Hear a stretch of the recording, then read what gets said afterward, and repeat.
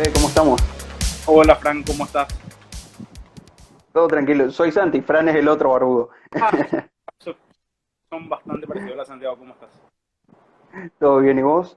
Te quiero preguntar, ¿te parece bien hacer una pequeña introducción de quién sos vos? ¿Qué rol cumplís en la fundación? ¿Cuál es la fundación? Así te va conociendo la gente que está entrando. Sí, por supuesto. Bueno, mi nombre es Federico Rabino, como ya vieron en el flyer que hicieron. Soy uno de los fundadores del Instituto Fernando de la Mora y al mismo tiempo actúo como director ejecutivo del mismo. Tengo Perfecto. 29 años, soy magíster en Relaciones Internacionales, enseño en la Universidad de la Integración de las Américas justamente en el área de Relaciones Internacionales. Escribo, tengo algunos artículos publicados en un medio como el Pan Am Post y en otros tantos. Qué bien, muy bien. Me gustaría empezar esta charla preguntándote cómo están viviendo en Paraguay la situación del coronavirus, cómo está siendo el tema de la cuarentena, cuáles son las restricciones y cómo lo está percibiendo la gente. Bueno, en un primer momento la cuarentena se aplicó en una restricción total, llegó al punto de prohibir el ingreso, o sea, clausurar las fronteras del país, lo cual conllevó justamente a una disminución del tráfico de personas. Al principio hubo cierta animosidad desde ambas partes de la frontera, específicamente con la frontera brasilera en Ciudad del Este, debido a los paseros y a las personas que trabajan en ese rubro. Y últimamente se aplicaron algunas otras medidas, ¿no? La primera es por número de chapa, por la terminación del número de la chapa o de la patente, como dicen ustedes. Los lunes, miércoles, viernes y domingo, aquellos que tienen número impar. Los martes, jueves y sábado, aquellas personas que tienen la patente con el número, la terminación con el número par.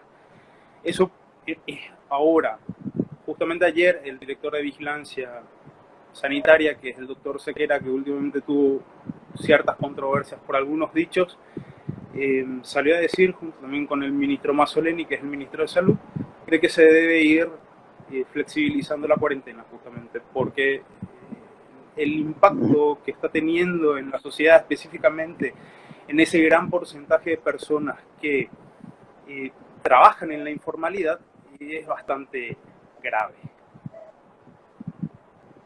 Sí, muy comprensible, es el mismo fenómeno que están viviendo muchos países y que estamos viviendo acá también.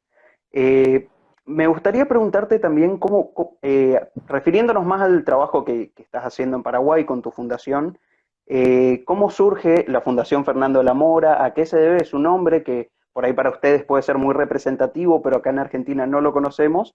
Y si fue difícil, ¿qué otras fundaciones existen? Y ¿qué difusión tienen las ideas de la libertad en Paraguay? Bueno, a ver, en primer lugar, yo anteriormente trabajaba con la Fundación ISOS para el Desarrollo, para la Libertad y el Desarrollo, que es del señor Hugo Vera Ojeda. Yo estuve con él trabajando 2 años. Después, por cuestiones mías personales, decidí justamente renunciar. Lo comentaba con un grupo de amigos, muy amigos míos de hace muchos años, que también comparten las ideas.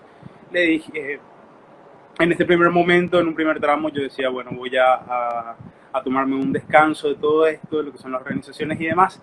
Y para gracia mía, quien me llamó, la primera persona que me llamó a mí fue Alberto Medina Méndez. Y Alberto Medina Méndez me dijo, ¿qué vas a hacer ahora? Porque él había visto el posteo que yo subí a las redes sociales informando que justamente yo no iba a formar, que no formaba parte más de la Fundación ISOS. Entonces él me dijo, ¿qué vas a hacer a partir de ahora?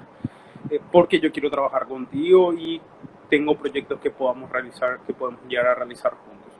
Eh, yo tengo una gran estima por Alberto justamente, por su amistad, por su apoyo, por el acompañamiento diario que nos hizo desde un comienzo.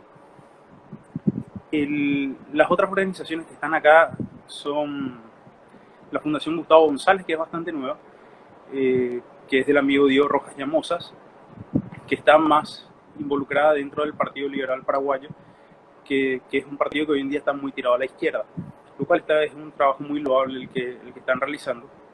La Fundación ISOS, como ya les comenté, nosotros y está el Movimiento por la Libertad de la República, que en teoría tendería a ser un movimiento político. Que eso es bueno, buscar gente que ocupe y defienda las ideas dentro del Congreso y sea el mal menor, por lo menos. Con respecto al nombre, el nombre eso lo hablaba yo con un amigo mío, que es Lorenzo Montanari, de Americans for Tax Reform. Y él me decía, cuando yo le comentaba esta idea de que queremos armar un think tank, un centro de pensamientos en Paraguay, él me decía, trata de buscar un nombre que llame la atención de las personas, uno en primer lugar, y en segundo lugar, que sea en las raíces propias del país. Trata de no utilizar la palabra libertad, porque justamente, como bien sabrás, y como prácticamente todas las personas que nos están acompañando saben esto, prácticamente todas las organizaciones y todos los centros de pensamientos, en su gran mayoría, tienen la palabra libertad y desarrollo.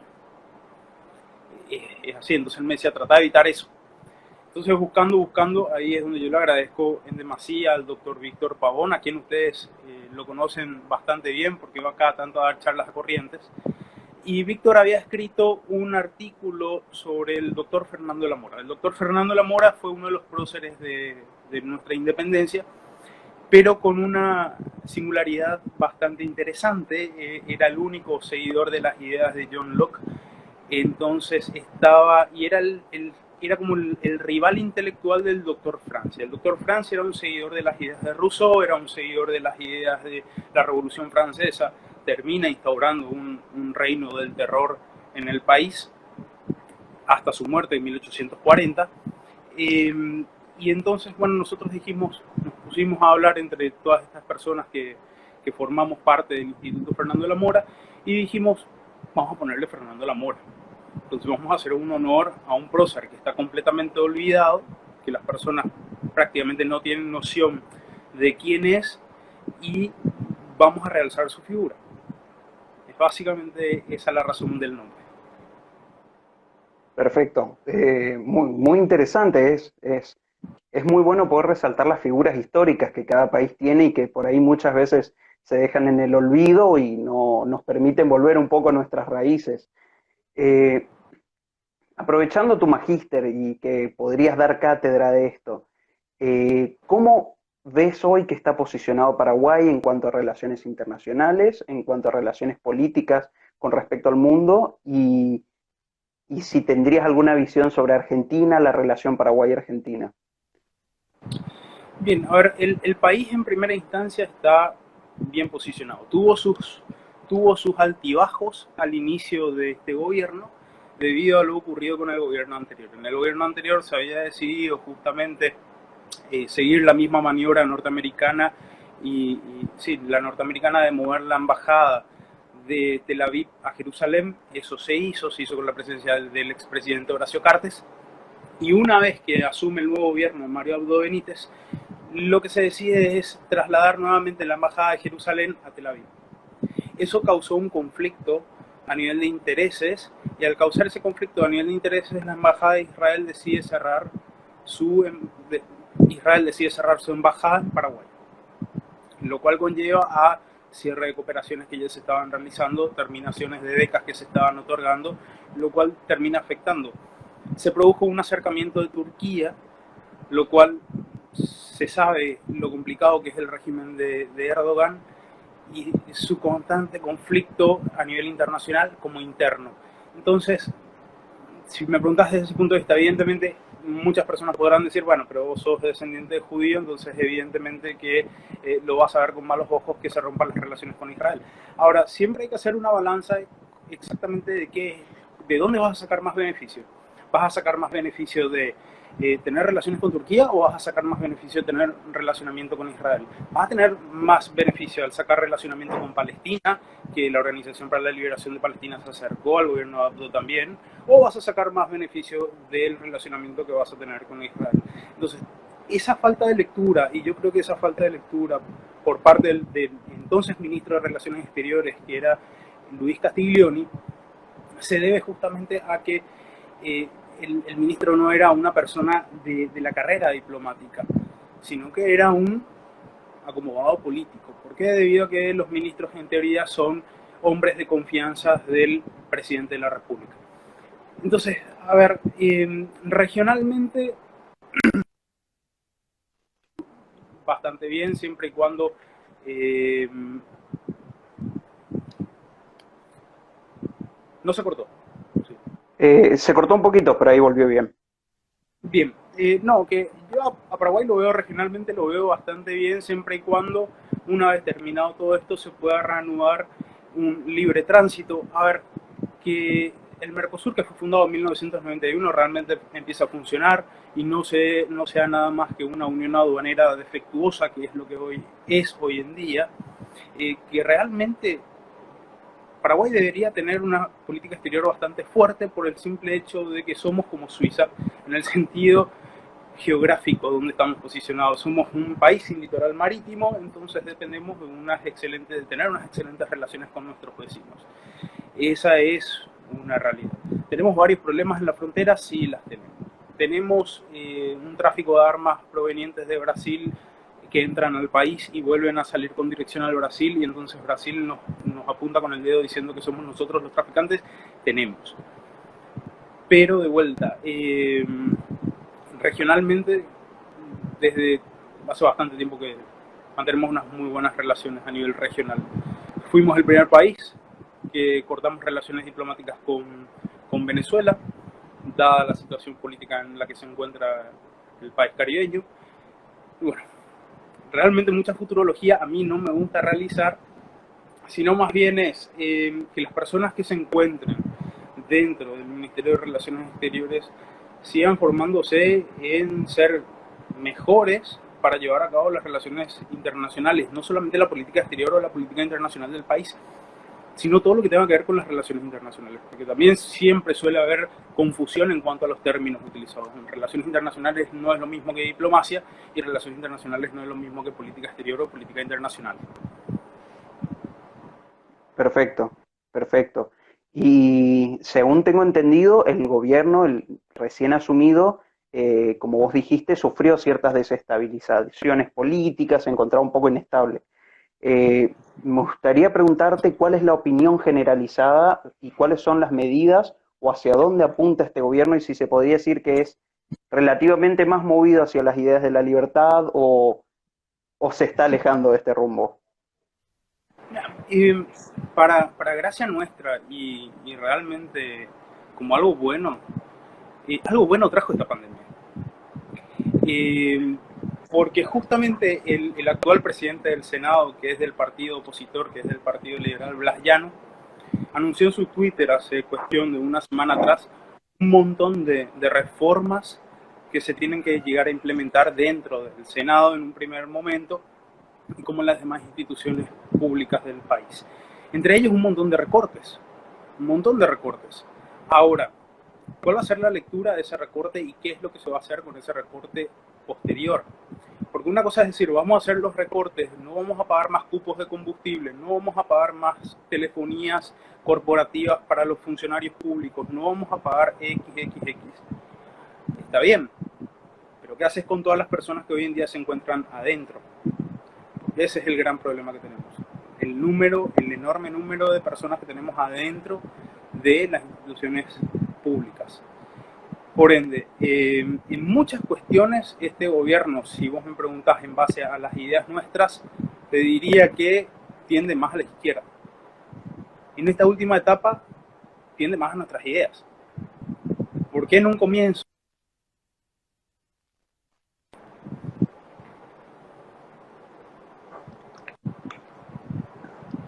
fue el gobierno fue el gobierno que promovió justamente la reforma impositiva, pero una reforma para mal, creando nuevos tributos, grabándole a nuevas personas, tratando de grabar justamente a aquellas personas que están hoy en día en el rubro informal y que por alguna razón lo están.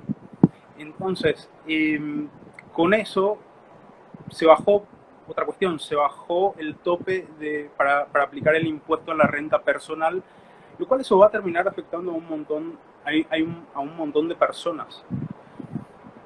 ¿Para qué? Para sostener un aparato estatal que al comienzo lo que hizo fue crear 6 nuevos ministerios, transformar secretarías en ministerios. ¿Para qué? Para aumentar la capacidad de empleados públicos que pueda llegar a albergar. Hace unos días atrás renunció el director general del... Se va cortando de a poco, ¿no? Sí, sí, tiene unos problemitas. Ah, Pero ahí se te escucha bien. eh, bien, hace unos días atrás renunció el director nacional de aviación civil de la DINAC por una cuestión de supuesta sobrefacturación. No se sabe si realmente hay sobrefacturación o no, porque hoy salió otro informe de que no se encuentran mascarillas a menos de tantos guaraníes por unidad. Entonces están saltando a la luz un montón de casos y un montón de situaciones que está haciendo parar la oreja a las personas y especialmente a los productores, porque esta pandemia, si bien algo malo que trajo fue el cierre de restaurantes, el cierre de muchos emprendedores que tuvieron que bajar sus negocios porque no tienen la forma de cómo sustentar, porque no pueden salir a trabajar. Entonces se está viviendo un momento caótico y por supuesto que los partidos que sí están a la izquierda, como el PDP, el PMAS, partidos que sí, el Frente Guasú, que sí son de izquierda, no desaprovechan la oportunidad para justamente ahora querer grabar impuestos a los que ganan más. Eso va a ser un proyecto nuevo que va a salir, el grabar impuestos a aquellas personas que ganan más. Pensando de que les va a afectar de alguna manera y que no va a repercutir en las personas que ganan menos dinero. Eso por un lado. Hoy salió Esperanza Martínez, que es justamente del Frente Guasú, a decir nosotros queremos que se aplique por única vez en el 2020 que se le confisque el 1% del patrimonio de las 90 familias más adineradas del Paraguay que tienen un patrimonio de más de 10 millones de dólares y que eso se utilice para salvaguardar todas las problemáticas que puedan llegar a existir con respecto a la pandemia justamente. Entonces, no van a perder la oportunidad. Y una cuestión súper interesante es que hace un mes atrás, cuando todos los diputados y todos los senadores decían sí, vamos a bajarnos los sueldos para poder justamente dar eso que nos bajamos al Ministerio de Salud para que puedan luchar contra toda esta problemática que tenemos ya en el sistema de salud, porque nuestro sistema de salud es deficitario, fueron los mismos miembros de estos partidos de izquierda que dijeron nosotros no vamos a donar nuestro sueldo. Muy, muy irónico. Es su plata, es su dinero. Y eso Thatcher lo decía bastante bien. Cuando los socialistas se le acaba su dinero, se le acaba el dinero de los otros, termina por dejar de funcionar. Nunca funciona. Totalmente. Encima me llama la atención las simetrías que uno puede encontrar comparando lo que vos decís ahora de Paraguay con Argentina. Acá también se plantean impuestos a los más ricos, también se está hablando de expropiaciones, se está perpetuando la cuarentena de una forma muy poco planificada. La gente no sabe realmente cuándo va a terminar, y todo esto realmente llama la atención porque en lo personal yo creo que esto puede derivar en un cierto problema en el humor social, o sea, acelerar conflictos sociales, generar nuevas disputas, y yo creo que hasta ciertamente les puede interesar generar esto a grupos de izquierda para buscar avanzar sobre las libertades y la propiedad de las personas. Yo creo que esta situación permite la radicalización. Me gustaría escuchar tu opinión. Bueno, hay una sola cosa que a mí me gustaría contar que Diego Rojas se unió. Hola Diego, ¿cómo estás? Diego apuntó algo súper interesante recién, porque hace una semana atrás se había votado, a nosotros el Parlasur nos cuesta 4 millones de dólares anuales, porque se eligen también de forma independiente, por voto, etcétera, etcétera. Eso se eliminó ahora. ¿Quiénes fueron las personas que votaron en contra de eso? La gente de izquierda, la gente de los partidos de izquierda, la gente del Frente Guasú, que vendría a ser el Frente Amplio, la gente del PDP, todo el conglomerado izquierdista votó en contra. Entonces, mira, nosotros por lo menos lo que yo leí en estos días es que la cuarentena no puede ir más del 10 de mayo. Eso es acá. A partir del 10 de mayo se va a empezar a flexibilizar que en el 2021, en marzo del 2021, en teoría se tendrían que volver a abrir todos los bares, boliches, etcétera, etcétera, etcétera, y que recién el año que viene se volvería completamente a la normalidad. Eso por lo menos es lo que estamos viviendo acá, de que se tiene que flexibilizar el movimiento. Ayer justamente se había planteado, ayer fue martes, el domingo había planteado Sequeira que debería haber un contagio de rebaño para generar esa inmunidad. No sabes el revuelo que causó. Anteriormente Sequeira había causado cierto revuelo porque, bueno, es una persona que si bien se encuentra en un estamento público hoy en día como director de vigilancia sanitaria, en su Twitter uno puede encontrar que sí es una persona que tira con las ideas a la izquierda, que dice que el oro no vale nada, que la salud debe ser para todos igual, que debe haber un Ministerio de Salud mucho más fuerte, etcétera, etcétera, etcétera. Todo contra lo que justamente hablamos de mayor gasto del Estado, él está a favor. Entonces también por eso hubo cierto revuelo, hubo un artículo de opinión de un periodista muy conocido acá, entonces estamos en eso, estamos como en todos los países, básicamente. Pero allá aunque sean los partidos opositores, por ahí más cercanos a las ideas de la libertad, ¿tienen alguna representación? Lo que estamos viviendo nosotros en estas épocas es una ausencia prácticamente de oposición.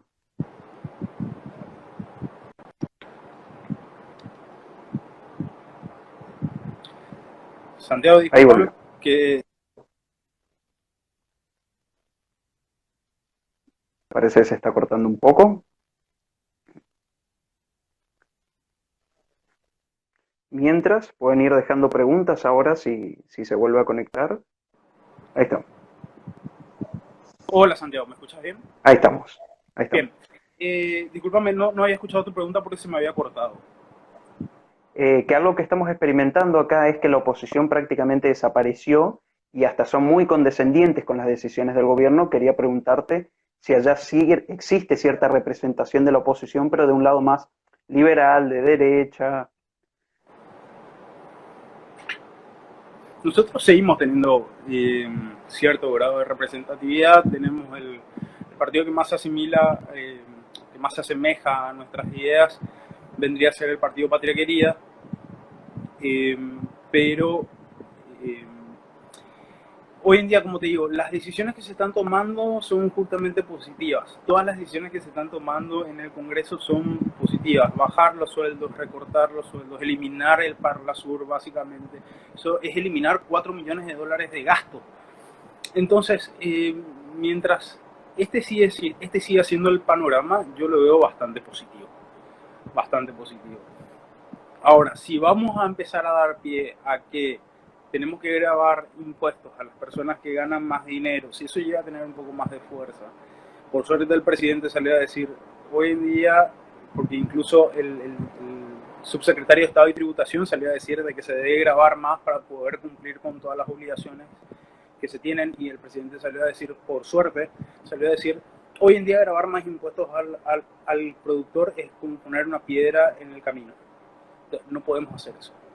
Entonces, eso es algo positivo y eso es algo que por lo menos hay que salir a aplaudir. ¿Cómo hay que salir a pegar cada vez que el gobierno asume una posición diametralmente opuesta a nuestras ideas? También hay que salir a aplaudir cuando se acerca a nuestras ideas y decimos, bien, por lo menos no va a haber un golpe económico muy fuerte una vez terminado esto. Podemos llegar a pensar en ideas o en propuestas económicas mucho más trascendentales, pero por el momento, si se siguen tomando estas pequeñas decisiones, yo creo que vamos bien. Me hizo acordar mucho a la calle Pou, las declaraciones que me comentás de tu presidente. Por suerte se está siguiendo esa línea en varios países de Latinoamérica. Ahora, una situación un poco preocupante es la de Brasil, con un presidente en mal estado de salud, muy golpeado institucionalmente. Te quería preguntar si vos tendrías alguna visión sobre lo que está sucediendo en ese país. Bueno, a ver, y algunas cuestiones, ¿no? O sea, especialmente con relación a evitar la cuarentena y que la gente siga trabajando normalmente y demás cuestiones, es básicamente el contagio de rebaño que hablaba nuestro director de vigilancia sanitaria el domingo. Es necesario. ¿Por qué? Porque esta cepa del coronavirus 19, yo no soy experto en microbiología, no estudié eso, entonces te voy a decir exactamente lo que leí. Eh, Como es una cepa nueva y no existen vacunas y no existen curas, para generar esa inmunidad es necesario que la gente se vaya contagiando de a poco y que las primeras personas que se vayan contagiando sean las personas jóvenes y demás. Tuvo un pequeño problema la transmisión. Si podés repetir las últimas cositas que dijiste. Sí, por supuesto. No, que como yo te digo, no soy un experto en microbiología, no seguí ese campo de estudio. Entonces te voy a decir exactamente lo que leí. O sea, como el coronavirus 19 es completamente una cepa nueva y no tenemos forma de estar protegidos contra esta cepa, porque sí existen otros coronavirus, pero no es, esta cepa es como, está mejorada, es como Popeye para ver conmigo de espinacas, está más fuerte.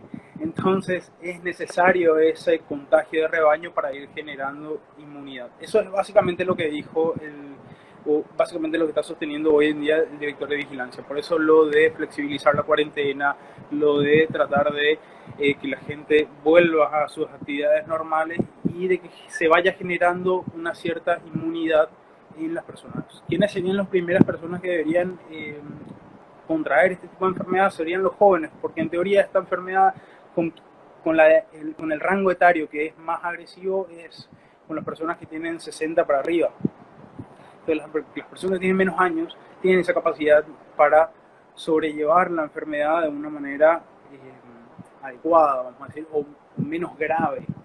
Ahora, especialmente con la problemática institucional que está teniendo Brasil, bueno, Brasil de por sí ya viene con un problema institucional que data de antes de esta situación.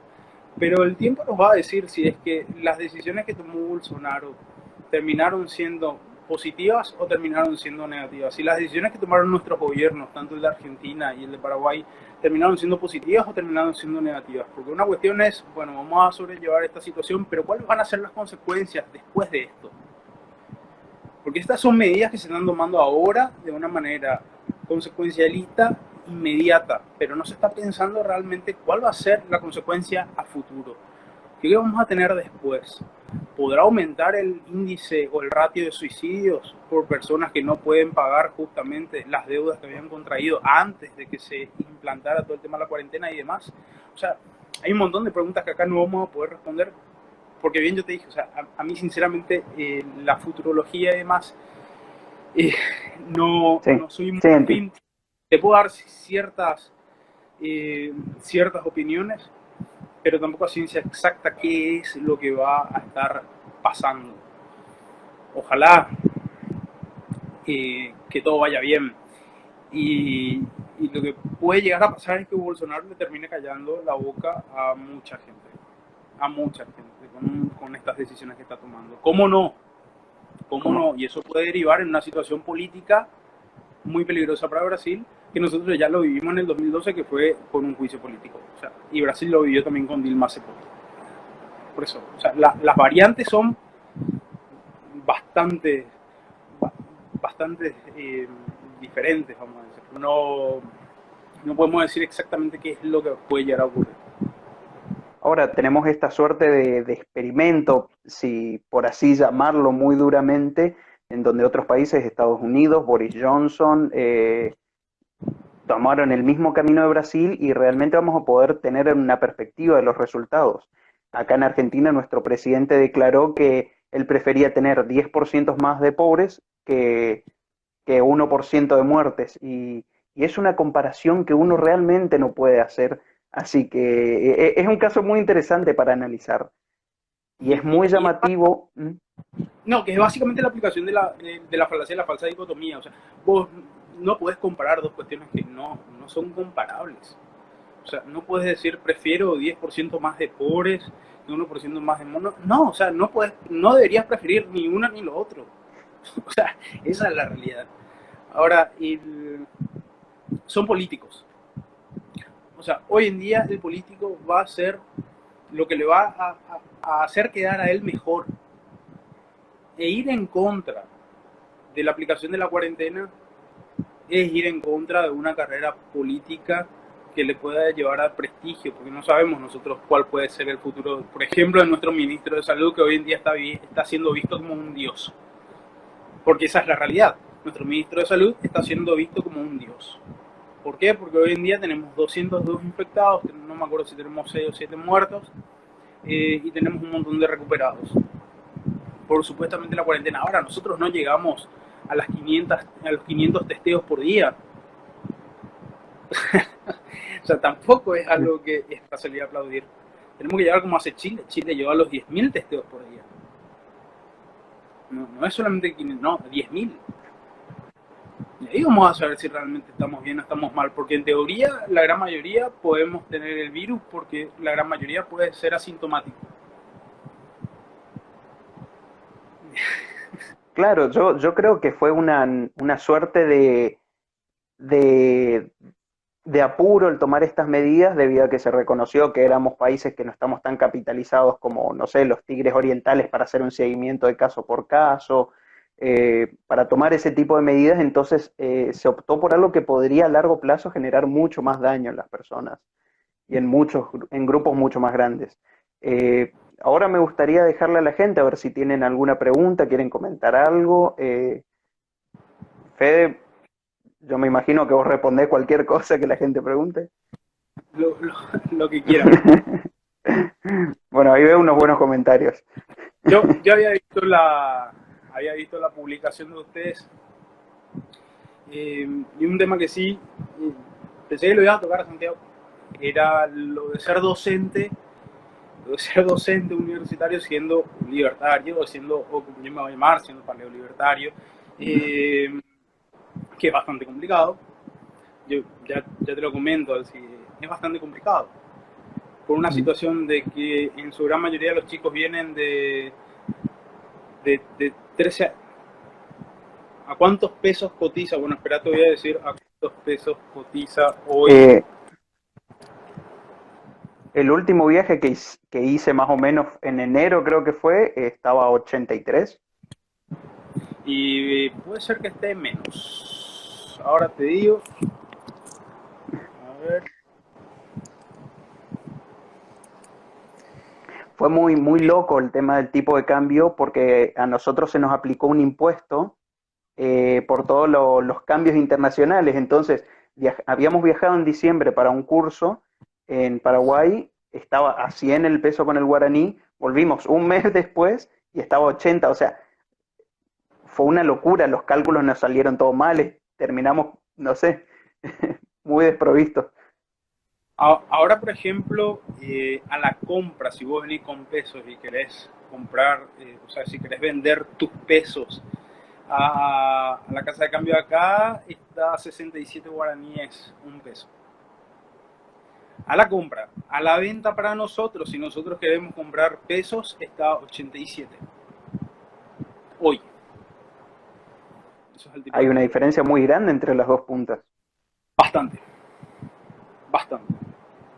Y sí, de por sí, eso que vos estabas mencionando, de esa volatilidad en el tipo de cambio, especialmente con el peso argentino, nosotros lo vemos, o por lo menos antes lo veíamos a diario. Todos los días bajaba 1 punto, 2 puntos, 5 puntos, 6 puntos, volvía a repuntar, volvía a bajar. Bastante complicado. Bueno, yo sigo con lo que te estaba comentando, sí. con respecto a lo de ser docente. Lo que pasa es que, a ver, a mí la docencia me gusta y mucho. Es una oportunidad bastante interesante que tienen las personas para justamente hacer lo que nosotros hacemos, que es difundir las ideas. Y es más interesante cuando el público, el grupo que te toca, viene de estos 13 años de escolarización, en donde la gran mayoría absorben ideas de izquierda. ¿Y por qué?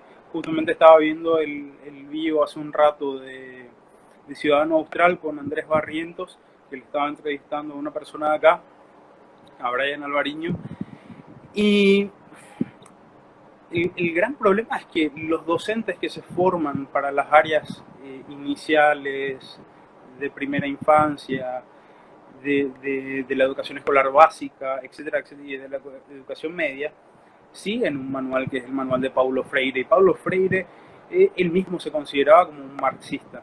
Entonces ese es como, vendría a ser como el libro de cabecera.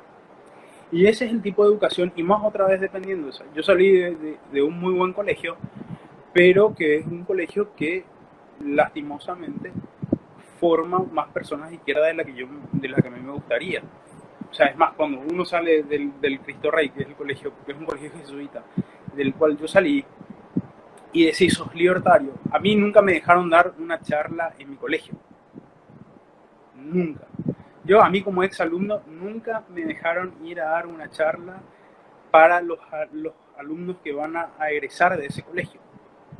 Porque mi línea de pensamiento va completamente en contraposición a la línea de pensamiento que tienen ellos. Y va justamente, yo creo, en esta cuestión de la equivocación, principalmente en la enseñanza de lo que es. Ahí sí yo sigo mucho la línea de Rand, especialmente la cuestión del altruismo, el egoísmo. Sabemos, o sea, básicamente la palabra egoísta es una palabra equivocada, es una palabra mala, es despectiva, es peyorativa, y ser altruista es lo mejor que puede ser, etcétera, etcétera, etcétera. Y eso es básicamente porque dice Rand en su libro La virtud del egoísmo, es por una falsa apreciación de lo que realmente significan ambas palabras. Entonces, volviendo a nuestro punto inicial, ser docente, especialmente ser docente universitario, en donde las personas que salen de los colegios piensan y ya saben todo, y es muy interesante eso, chocan con estas ideas nuevas. Chocan cuando un profesor se les para y les dice, bueno muchachos, yo soy Federico Rabino, hago esto, y soy libertario. Entonces quedan así, y te dicen, y yo les digo de frente siempre el primer día de clase, van a tener profesores que van a tirar a la izquierda, que no les van a decir. Van a tener profesores que se van a hacer llamar socialdemócratas, que no les van a decir, pero con el tipo de tarea, con el tipo de lectura, con el tipo de demás, les van a dar a entender eso. Que ustedes tengan, y es otra cosa que yo siempre dejo bien en claro al comienzo, si ustedes tienen alguna diferencia con mi pensamiento, no tienen ningún tipo de inconveniente para expresar lo que realmente ustedes piensan. Si ustedes creen que yo estoy equivocado, me lo dicen sin ningún problema, pero argumentan. O sea, me explican por qué en teoría yo estoy equivocado. Acá Ezequiel Eiben nos comenta enseñar a confundir altruismo con benevolencia. Y es bastante, bueno, Ezequiel Eiben tiene una academia online que nos habilitó un curso al Club de la Libertad y ahora está teniendo justamente unas rebajas, así que los invito a buscarlo en Google y que vayan para allá. Disculpame que te corte. No, es que un saludo a Ezequiel, porque con Ezequiel nos habíamos conocido en Buenos Aires y ya éramos amigos en Facebook hace bastante tiempo. Entonces, un saludo a Ezequiel y por supuesto, o sea, todo lo que él haga con la academia online es genial. Acá te están haciendo una pregunta.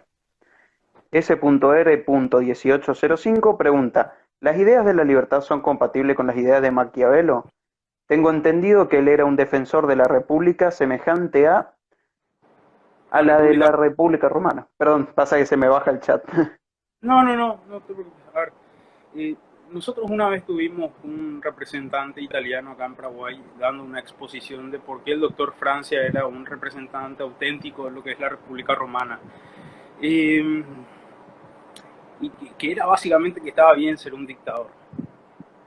O sea, lo que Maquiavelo en ciertas partes, cuando él escribe El Príncipe, él escribe básicamente una guía de cómo se debe comportar el gobernador para asegurar la seguridad de sus personas. Hay que entender también el contexto en el cual lo hace. O sea, Florencia era una ciudad-estado, no existía Italia, entonces a cada ciudad-estado le correspondía la protección de sus ciudadanos y demás.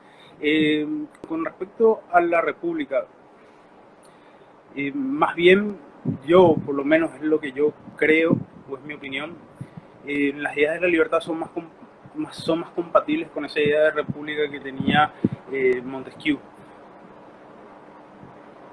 esa separación de los estados, ese control recíproco entre los estados, entre los poderes del Estado, una real independencia, pero una recíproca, un recíproco control entre los mismos, y que no exista que un poder sea mayor que el otro. Por ejemplo, nosotros tenemos un gran problema en ese sentido. Si bien nosotros somos una república, nosotros no somos una república en su totalidad, porque si analizamos los poderes del Estado, nuestro poder legislativo tiene muchas mayores competencias que los demás poderes del Estado. Al fin y al cabo, lo que establece, y eso se estableció de esa manera por una razón simple y sencilla, es que nosotros tuvimos 35 años de dictadura, en donde el poder ejecutivo era el poder que básicamente bajaba la línea, en donde habían elecciones que en teoría eran libres, pero siempre ganaba Alfred Stroessner. Entonces lo que se hizo fue limitar al poder ejecutivo y darle mayor poder al poder legislativo. Entonces no existe una igualdad entre los poderes del Estado y no existe una real independencia tampoco. O sea, con el anterior gobierno se decía constantemente de que uno de los mayores problemas era la constante cómo Cartes se inmiscuía en el poder judicial y cómo manejaba la justicia a su antojo. Y otra cuestión, o sea, si nosotros vamos a hablar cuál vendría a ser un sistema de gobierno, un sistema político que va mejor con nuestras ideas, y conmigo va a un estado pequeño. O sea, la democracia, dependiendo otra vez de cuáles son las ideas, porque nuestras ideas son bastante variables. Es república parlamentaria de facto. No, sigue teniendo potestad el presidente, pero no tiene mayor poder, el poder ejecutivo no tiene mayor poder que el poder legislativo. Es eso nada más. O sea, por ejemplo, cuando acá se le destituyó a Lugo en el año 2012, enseguida salió Mujica y en su momento era el canciller en su momento era Luis Almagro. Cuando eso Luis Almagro era de izquierda y estaba de buenas con el Pepe Mujica, y salieron a decir que lo que hubo en Paraguay fue un golpe parlamentario. O sea, un golpe de Estado parlamentario. ¿Por qué? Porque en teoría se lo sacó al presidente Lugo, al entonces presidente Lugo, en el Parlamento. Porque el Parlamento tenía una pregunta, siguiendo lo que serían los protocolos constitucionales previstos. Sí. Entonces no sería un golpe, que digamos. No, o sea, y ahí vas a tener un montón de disparidad en cuanto a pensamientos y opiniones y vas a decir, no, pero lo que pasa es que el tiempo que se le dio a la defensa fue muy poco claro, pero eso no se encuentra establecido. O sea, se siguió lo que dictamina la Constitución, se siguió lo que dictamina la Constitución. Punto. ¿Es anticonstitucional? No puede ser anticonstitucional porque está establecido en la Constitución de la República. Y la Constitución, en teoría, es justamente la armadura que tenemos los ciudadanos contra la posible opresión que nos quiera implementar desde el Estado. Eso siempre es en teoría.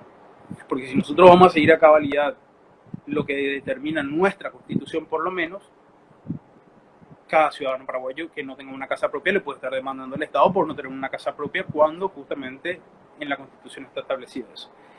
O sea, es bastante complicado. Entonces, con respecto a cuál podría ser un sistema político que está más afín a nuestras ideas, y de vuelta depende de las ideas que sigamos. Porque van a haber personas que pueden seguir más, y últimamente he visto mucho conflicto en las redes sociales, por sobre todo sobre esta cuestión, que el libertarismo, que se debe seguir más a Hayek, que se debe seguir más a Rothbard, al último Rothbard, que se debe seguir más a Hoppe, que se debe seguir más, o sea, personalmente mi línea de pensamiento es la del Instituto Mises, es así. O sea, yo sigo básicamente la premisa del Instituto Mises, le sigo a Tom Woods, entablo en relación con gente que está en el Instituto Mises, el profesor Ancho Bastos, etcétera, etcétera, etcétera. O sea, depende justamente de cuál es la idea, o vamos a a un futuro, porque realmente si vamos a hablar de una eliminación total del Estado, vamos a hablar de un futuro. Si vamos a hablar a, si vamos a hablar a mediano plazo, cuanto más pequeño sea el Estado, cuanto menor intromisión haya del gobierno de turno en, en la vida de las personas, mejor, mucho mejor. Ahora, si no podemos lograr eso, tenemos que seguir peleando y tenemos que seguir difundiendo justamente las ideas para que más personas quieran lo mismo. El problema es el problema, yo hablaba con mi futura señora hoy en día de esto y justamente hablábamos del por qué muchos empresarios no apoyan. ¿Cuál es la diferencia circunstancial que tenemos nosotros con ustedes, especialmente en lo que significa un centro de pensamiento? Ustedes tienen una base intelectual con Alberdi y la Constitución de 1853 es liberal. Ustedes tienen ese arraigo, tienen una raíz intelectual a través de la cual las personas pueden decir, sí, yo tengo ese pensamiento de Alberdi y sí estoy totalmente de acuerdo con lo que ustedes hacen y sí los voy a apoyar. Nosotros no tenemos. Nuestros ídolos son... Acá hay algo muy gracioso que ocurre constantemente. Tenemos personas que detestan el comunismo y al mismo tiempo abrazan las ideas del doctor Francia, que es básicamente comunismo. Pero es el doctor Francia.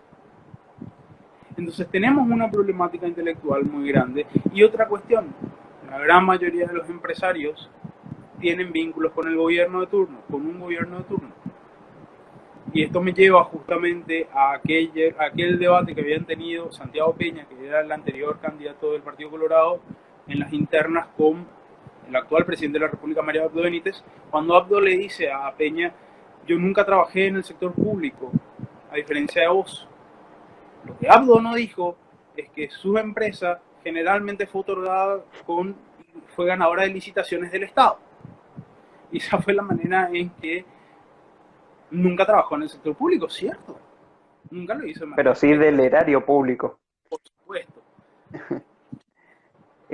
Sí, igualmente yo creo que si bien podemos tener antecedentes históricos, la Argentina hoy está desprovista de una difusión generalizada de qué es la idea de la libertad. Muchas veces sucede que trasciende más cuestiones de forma que uno puede ver en canales y no se internalizan en esas ideas, pero es un problema, creo yo, generalizado al mundo, de que no existe una profundidad en los conceptos. Por esto yo creo que es tan importante el trabajo de las fundaciones. Sí, sí, yo también creo lo mismo. Lastimosamente estamos en una situación en donde se complica ese trabajo que hacemos los centros de pensamiento y todo se vuelve un poco más complicado. O sea, a mí hoy en día, volviendo a mi rol de docente universitario, eh, enseñar a través de las plataformas online y estar frente a la computadora y demás, eh, no es algo que lo que los chicos estén muy acostumbrados o les guste mucho, realmente lo encuentran muy tedioso. Bueno, imagínate hacer eso ahora básicamente constantemente con personas que quieren aprender de las ideas, a menos que sean personas que tengan muchas ganas, que realmente estén convencidas de que quieren aprender sobre las ideas, termina siendo un gasto de tiempo y un gasto de energía muy grande cuando sí, sí, la izquierda copó las universidades, sí, eso es evidente. Y en todas las ramas, o sea, no hay rama alguna en la que la izquierda no se encuentre. Hoy veía un video de Adorni justamente en donde él decía, sí, hay ciertas carreras en las cuales vos no podés decir que tenés una enseñanza de izquierda como medicina o biología, pero las demás están completamente tiradas a la izquierda. Y acá nosotros tenemos ciertas facultades que son exclusivamente de izquierda. O sea, la Facultad de Filosofía de la Universidad Nacional de Asunción es un antro de formación de marxistas y está fundado con dinero del contribuyente. Eso es lo peor de todo. Ahí uno puede ir y preguntar por Popper, para dar un ejemplo, no van a saber quién es Popper. O lo van a leer desde un punto de vista ya anteponiendo una crítica a las ideas que pueda llegar a proponer Popper. Entonces sí, Kaito es un saludo a Kaito también. Sí, es una problemática a la cual nos vemos. Entonces es bastante interesante que más docentes... ¿Cómo se podría evitar que una sociedad libre se corrompa? Argentina en su principio es una república federal liberal, sin embargo... Bueno, si hablamos de Argentina, yo les puedo dar un punto de vista muy externo y decirles una cuestión esencial. Si bien es cierto lo que dice SR en 1805, yo no sé hasta qué punto el federalismo en la Argentina fue una realidad. Eso en un primer punto. En una segunda situación sí era un país liberal y creo que ese estaticismo que hubo en decir, bueno, ya tenemos ganado esto, estamos acá, es el año 1895 y estamos entre los 5 países con el mayor PIB per cápita del mundo, nos podemos relajar. Y es lo que decía Jefferson justamente ahí, y ahí aplica lo que dice Jefferson. O sea, si vamos a defender la libertad tenemos que defenderla constantemente. No podemos decir ya ganamos esto y nos quedamos tranquilitos y nos quedamos sentados, porque eso es algo que yo sí admiro mucho de la gente de izquierda, que nunca descansa y siempre está viendo la manera de corromper algo que esté bien hecho. Y lo hace de manera organizada, porque lo hacen de manera organizada. Ellos van a estar entre 10, pero los 10 van a estar gritando. Eso es así, por lo menos acá en Asunción. Vino Guaidó, invitado por Abdo, cuando recién había asumido como presidente interino de Venezuela, y habían 10 personas frente al Ministerio de Relaciones Exteriores gritando con todo lo que podían gritar a favor de Maduro y del chavismo. Es algo que ellos tienen. Eso por una cuestión. ¿Cómo se podría evitar que una sociedad libre se corrompa? Bueno, y ahí depende otra vez de las ideas. Están aquellas personas que creen que la libertad es un fin político y social y que el hombre tiene que ser libre de todo arraigo, de todo grupo, de toda familia, de todo, etcétera, etcétera, etcétera. Que eso, Thomas Sowell es una persona que es un intelectual muy interesante, a quien hay que leerlo mucho, porque si bien él no se considera libertario, él es libertario. Tiene todas para ser libertario.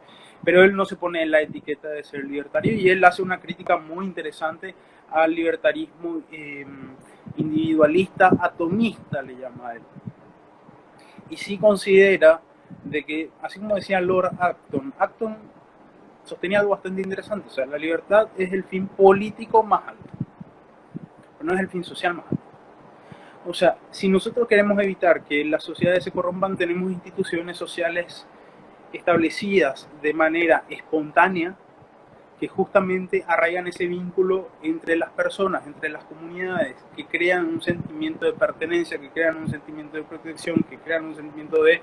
Les doy un ejemplo. Pueden haber personas que no sean religiosas, pero de igual manera utilizaban esto en la época de la dictadura. Una institución social que se creó de la nada, que nace el orden espontáneo y demás, etcétera, etcétera. Una de ellas es la iglesia. La iglesia en nuestro país se veía justamente en la época de la dictadura como un lugar de protección para las personas que estaban en contra del régimen dictatorial. La policía no podía pisar la iglesia, y eso era por orden del dictador. Entonces todas las personas que llegaban a la puerta de la iglesia ya no podían ser apresadas. Servía como una protección, era una institución social que servía como una protección ante el Estado, las comunidades, etcétera, etcétera, etcétera. Si vamos a hablar de cómo podemos reforzar y que no se corrompa, es reforzando estas instituciones sociales a las cuales cada uno pertenece. Y son instituciones a las cuales cada uno pertenece de manera voluntaria. Por ejemplo, un club. ¿Por qué uno se asocia con amigos? ¿Por qué uno hace esto? Una institución, etcétera, etcétera, etcétera. Y son esos lugares a través de los cuales, por ejemplo, una institución social, el Club de la Libertad. El Club de la Libertad es una institución social, nacida del orden espontáneo de cierto grupo de personas que dijeron vamos a difundir las ideas en corrientes. Necesitamos difundir las ideas de la libertad en Corrientes. Y a hoy en día, si podemos sumar a los jóvenes para que los jóvenes no sigan las ideas de la izquierda, vamos a hacer como un centro de protección a esas ideas. Y vamos a brindarle otro tipo de visión, otro tipo de educación, y ellos pueden salir el día de mañana a pelear porque exista mayor libertad en la provincia de Corrientes. Por ejemplo, es una manera Te que yo... comento, nos quedan 5 minutos antes de que se corte el vivo, la hora se corta. Súper. Disculpa que te lo diga tan brusco, es para que no te agarre desprevisto. No te preocupes. No. ¿Cómo podría un centro de estudiantes secundarios difundir las ideas de la libertad? Y eso dependiendo del grado de libertad que otorgue tu institución educativa secundaria. Si realmente es un centro de estudiantes a la cual se le da toda la potestad para ser un centro de estudiantes y poder llevar referentes de las ideas a que den charlas, a que den conferencias, a que den reuniones, o sea, que hablen en un grupo chiquito de personas reunidas y que sea un efecto derrame y que esas personas pues vayan a difundir en sus clases y demás, sería genial. Ahora, yo no sé cuál es el grado de libertad que otorgan, porque hay lugares, por ejemplo, que si bien tienen establecido la figura del centro de estudiantes, no, no dan toda la potestad de lo que un centro de estudiantes realmente podría o debería ser, sino que es más bien una figura para decir tenemos un centro de estudiantes. Sí, para poder chapear que los jóvenes tienen representación nada más. Exactamente. Por ahí un recurso muy interesante es utilizar el humor. Por ahí es muy complejo desde un centro de estudiantes conseguir representantes que vengan a hablar o cosas para difundir, pero sin embargo la juventud cada vez se maneja más en el lenguaje de la ironía, del humor, y yo creo que es con lo que tenemos que empezar a difundir mucho más las ideas de la libertad. Sí, no, me parece genial. Es un punto muy interesante en el cual debemos incursionar bastante. Humor, ironía, la sátira. Eh, Perfecto, Fede. Creo que ya encima se nos está por cortar, así que muchísimas gracias por haberte prestado para poder hablar, para poder tener esta comunicación. Si querés comentar algún evento que están por hacer con la fundación, si tienen algo, tenés todo este espacio. No, en primer lugar agradecerte a vos, Santiago, agradecerle a Francisco que hizo el primer contacto, agradecerle a la gente del Club de Libertad, a Alberto que siempre está pendiente de qué es lo que hacemos.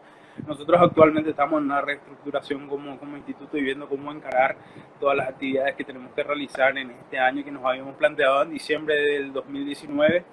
Así que por el momento nada, estén atentos, síganos, estamos en @Instituto Fernando de la Mora. Y bueno, a mí ya me tienen ahí a Fede Rabino, así que a las órdenes y en lo que les pueda servir, soy bastante, tengo bastante abierto las redes, así que gracias. Igualmente nos estamos viendo. Muchas gracias por haber venido. Ya saben, mañana de nuevo conversando con el club a las 9 de la noche, y también tenemos Perspectiva Joven de nuevo a las 11, todos los días en cuanto estemos encerrados. Así que nos estamos Muy bien, viendo. fuerza, éxito.